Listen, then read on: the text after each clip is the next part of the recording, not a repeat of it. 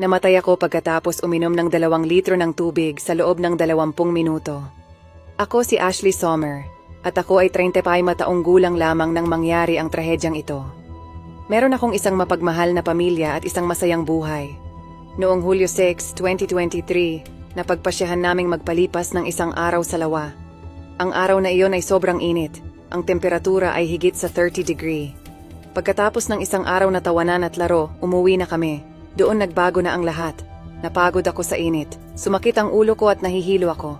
Sa pag-iisip na dehydrated ako, binuksan ko ang refrigerator at kumuha ng tubig. Sa loob ng 20 minuto, naubos ko ang 2 litro ng tubig. Akala ko ito ay makakabuti sa akin, ma-refresh ako. Ngunit sa halip, naging malabo ang lahat. Nawalan ako ng timbang, hindi makatayo at agad nawalan malay. Dumating ang rescue ngunit huli na ang lahat. Malala na ang aking sitwasyon.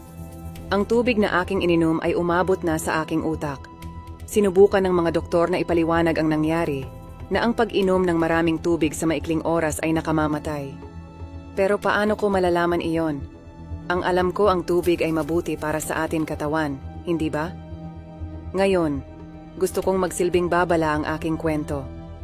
Ang tubig ay mahalaga, ngunit tulad ng kasabihan na nakasasama ang pag-consume ng sobra-sobra.